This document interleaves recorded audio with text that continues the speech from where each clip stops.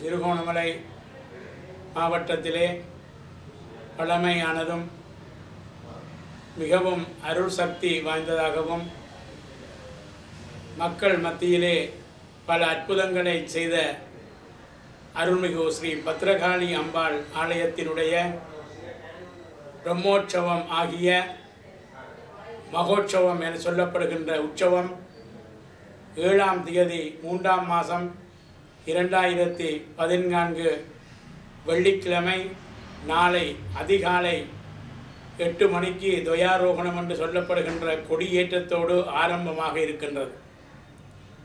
இந்த பத்ரகாளி அம்பாள் ராஜேந்திர சோழன் காலம் தொட்டு இந்த அம்பிகைக்கு அவர்கள் ஏதோ வழங்கி இருக்கின்றார்கள் என்கின்ற சான்றிதழ்கள் கூட இந்த ஆலயத்தில் இருக்கின்றன.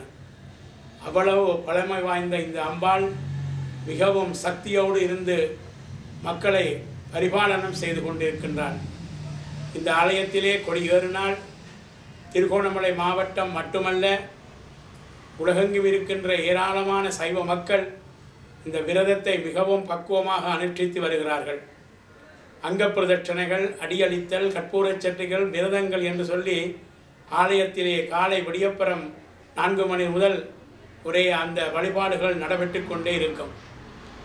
அவ்வளவு சக்தி வாய்ந்த இந்த அம்பிகையினுடைய உற்சவம் நாளை பிரம்மோற்சவமாகிய கொடியேற்றத்துடனாகி ஒவ்வொரு நாட்களும் எந்தெந்த நாட்களுக்கு எந்தெந்த வாகனத்திலே எழுந்தருளி அருள் பாலிக்க வேண்டும் என்று சைவ சித்தாந்தங்களிலே இருக்கின்றது போல ஒவ்வொரு நாளும் ஒவ்வொரு வாகனங்களிலே அந்த அம்பாள் எழுந்தருளி காட்சி கொடுத்து பக்தர்களுக்கு அருள் கொடுத்து கொண்டிருக்கின்ற உற்சவமாகவே இது நிகழ்கின்றது. அப்படிப்பட்ட இந்த அம்பாளுடைய திருவிழா இங்கே ஒரு பெரிய சிங்க வாகனம் இருக்கின்றது. அந்த சிங்க வாகனம் அந்த அம்பாளுக்கென்று செய்யவில்லை.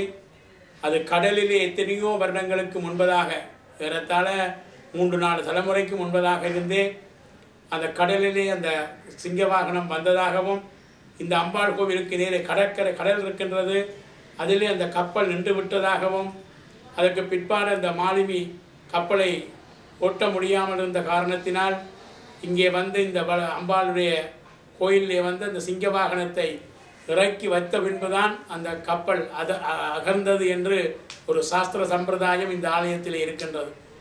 அந்த சிங்க வாகனம் இன்றைக்கும் தீர்த்த திருவிழாவுக்கு அந்த ஆலயத்திலே இருக்கின்ற அற்புதமான அந்த அம்பாள், சிறிய அம்பாள் என்று சின்ன அம்பாள் என்று சொல்லுவோம், அந்த அம்பிகை மண்ணுக்குள்ளே கிடாரத்துக்குள்ளே வெங்கல கிடாரத்திலே இருந்து எடுக்கப்பட்டது. அதனுடைய புதுமை, வெங்கல கிடாரத்திலே இருந்து மதுரையிலே இருக்கின்ற ஒரு பிராமணனுக்கு போய் கனவுலே சொல்லி இப்படி இன்ன இடத்திலே நான் இருக்கின்றேன் என்று ஒரு அடையாளம் வைத்து அந்த அடையாளத்தை அவர் அங்கிருந்து வந்து அங்கிருந்து வெட்டி பார்த்த பொழுது அந்த அம்பாள் அங்கே காட்சி கொடுத்ததாக சரித்திர வரலாறு உண்டு. அந்த அம்பாளைத்தான் இப்போவும் கொடியேற்ற உற்சவத்துக்கும் தேர் திருவிழாவுக்கும் தீர்த்த திருவிழாவுக்கும் இங்கே கொண்டாடி கொண்டிருக்கின்றோம் என்பதையும் மனமுகந்து உங்களுக்கு அறிய தருகின்றோம். அப்படிப்பட்ட ஒரு சக்தி வாய்ந்த இந்த அம்பிகையினுடைய உற்சவம் 10 நாட்களுக்கு உற்சவம் நடைபெற்று 9ஆம் நாள் சப்பர திருவிழா, 10ஆம் நாள் 3 தேர் திருவிழா.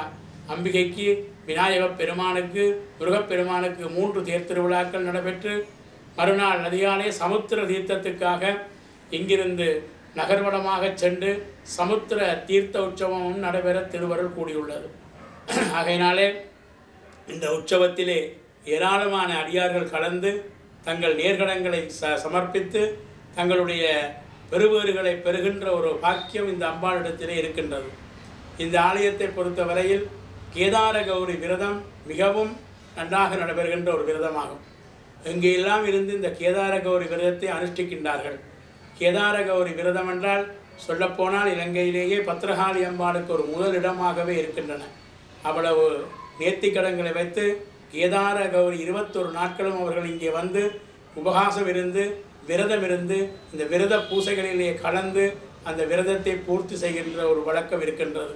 21 வெத்திலை, 21 பாக்கு, 21 பழம், 21 அரியதரம், இப்படிப்பட்ட அரிதசமான நிவேதனங்களை வைத்து 21 பட்டிலே 21 நூலாக அதை திரித்து 21 முடித்து போட்டு அந்த முடித்தை அம்பாள் மீது வைத்து பூஜைகள் செய்து பக்தர்கள் ஏந்தி கொள்வார்கள். அப்படிப்பட்ட ஒரு பெரிய ஒரு நிகழ்வும் இந்த ஆலயத்திலே நடைபெறுகிறது, வழக்கமாக இருக்கின்றது. திருவிழா காலங்களிலே அன்னதானங்கள் கொடுப்பதற்காகவும் அடியார்கள், ஏராளமான அடியார்கள் இங்கே வருகதந்து அன்னதானத்தை அம்பாளுக்கு வழங்குவதற்கும் ஆயத்தமாக இருக்கின்றார்கள், நடந்து கொண்டிருக்கின்றது. இப்படிப்பட்ட பெருமை வாய்ந்த இந்த அம்பாளுடைய சரித்திர பிரசித்தி பெற்ற இந்த அம்பாளுடைய இந்த உற்சவமானது நாளை நடைபெற இருக்கின்றது. அது மட்டுமல்ல, இங்கே இவர்கள் இந்த சிவன் தொலைக்காட்சி அவர்கள் இங்கே இலங்கையில் மட்டுமல்ல வெளிநாடுகளிலும் கூட இந்த அம்பாளுடைய அனுக்கிரகத்தை பெற்று மக்கள் வழிபட வேண்டும், அதனை பார்த்து வணங்க வேண்டும்.